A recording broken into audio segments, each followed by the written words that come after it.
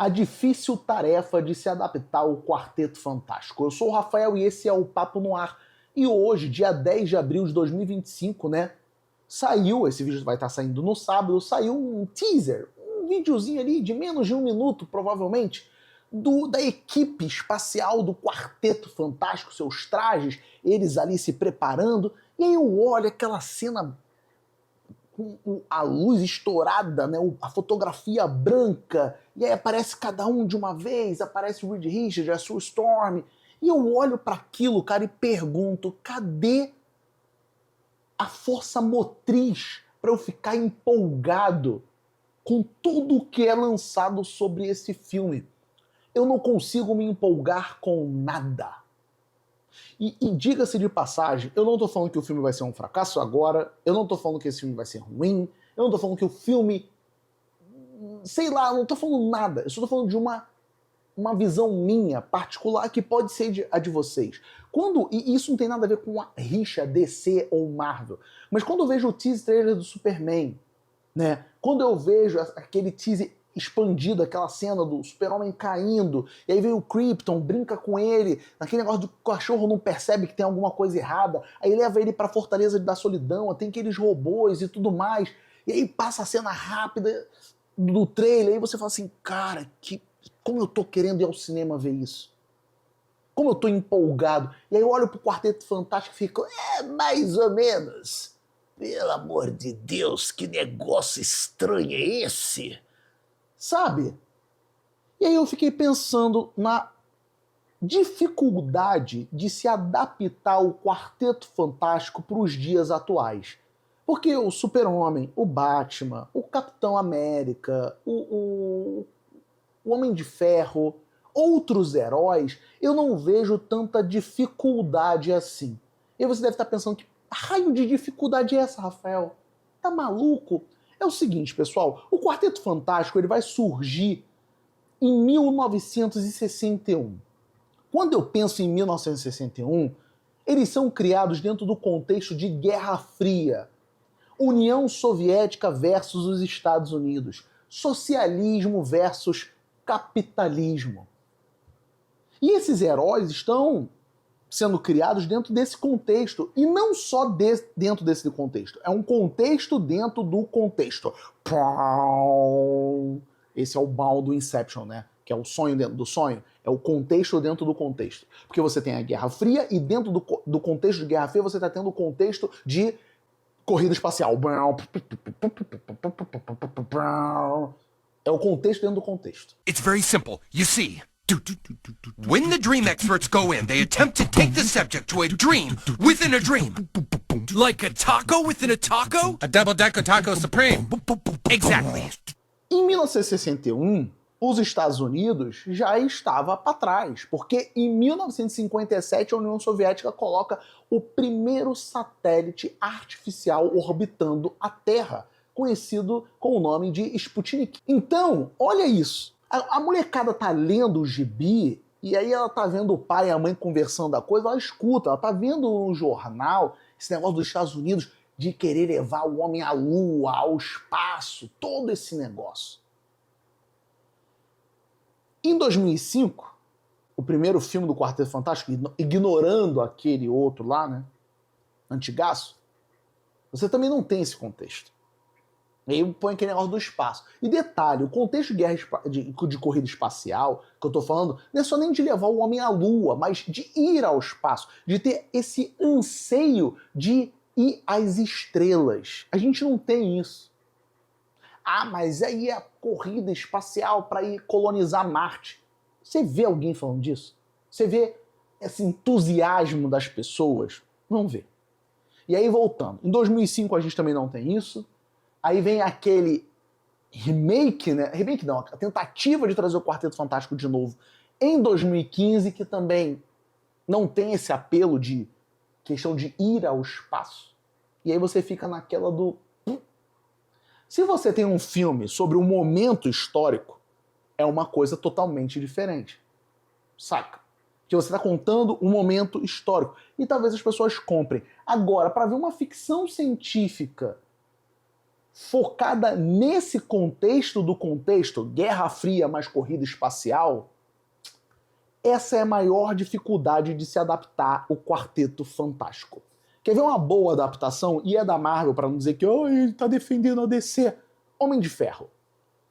O Homem de Ferro ele também está no contexto de Guerra Fria. O Tony Stark vai pro Vietnã, cai na armadilha, a parada atinge o peito dele, e aí ele cria a armadura do Homem de Ferro, dentro do contexto da Guerra Fria, e dentro do contexto de Guerra Fria, da Guerra do Vietnã. Então é o contexto dentro do contexto. Quando nós vamos para o filme de 2008, essa adaptação fica fácil, porque o novo inimigo dos Estados Unidos não é mais o comunismo, é a questão árabe, do Islã. E aí entra dentro do contexto desse a guerra ao terror. É um contexto árabe a parada. Não é à toa, acredito eu, isso é uma especulação minha, que eles colocam o mandarim até dentro desse contexto. Porque a China, e já já a gente vai falar da China, e é uma coisa que eu falava muito na época, por que botar o mandarim árabe? Os Estados Unidos estavam numa boa relação econômica com a China. E cutucar o dragão não rola. Não é à toa que o terceiro filme do Homem de Ferro tem cenas adicionais pensadas para o mercado chinês.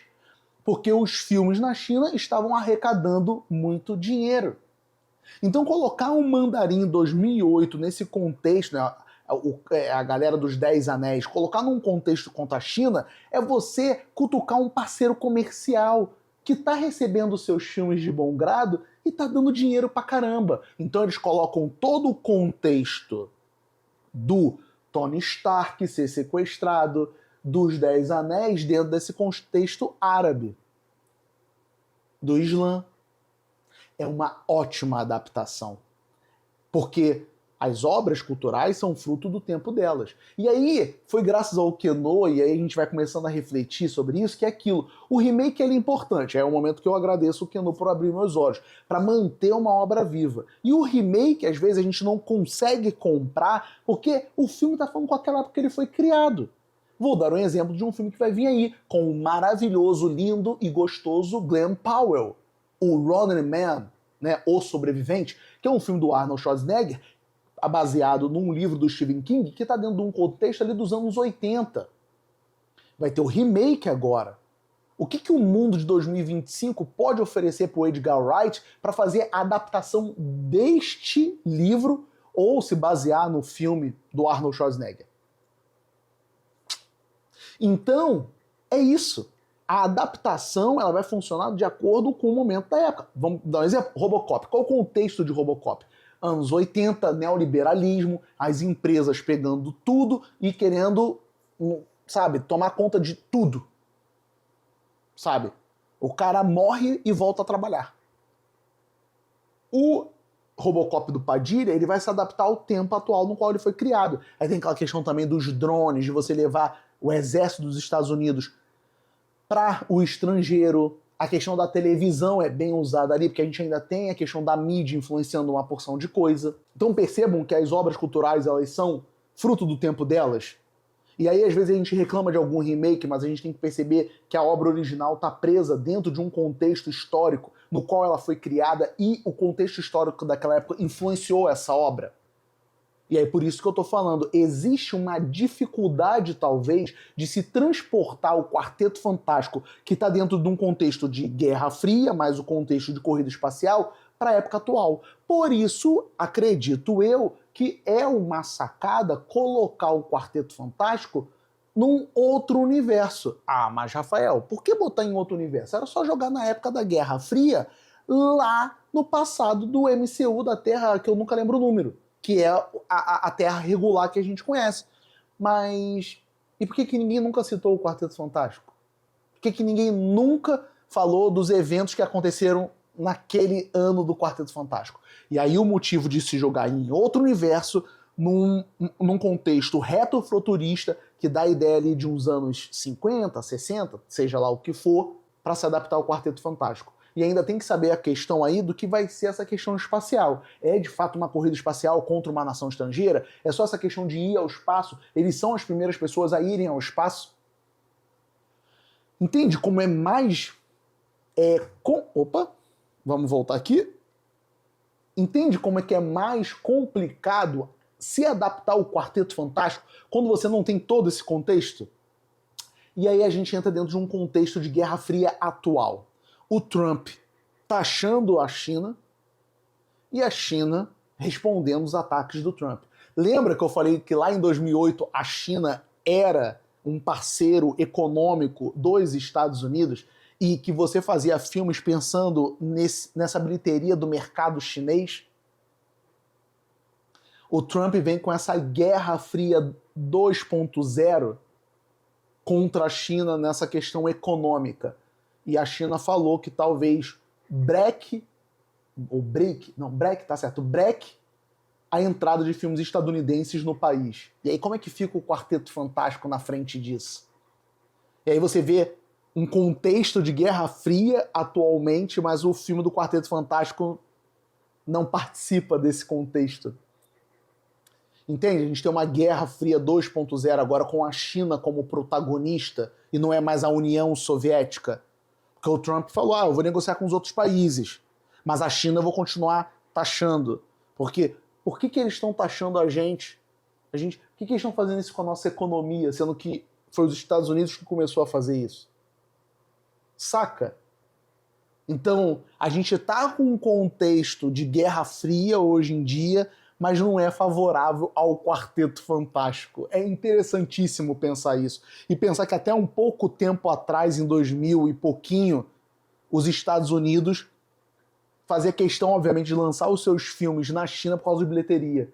E esse pode ser um problema. Porque se o Trump continuar com essa questão de batalha econômica em cima da China, taxando o país, e a China chegar e falar que assim, não, eu não vou mais aceitar filmes dos Estados Unidos. Aí quem vai se ferrar? Não é só o Quarteto Fantástico, mas já prejudica o Quarteto Fantástico sem a bilheteria da China. Vai prejudicar o Quarteto Fantástico, o próprio Super-Homem, o Jurassic Park e todos os filmes que venham, né, depois da China possivelmente brecar a entrada de filmes estadunidenses dentro da China.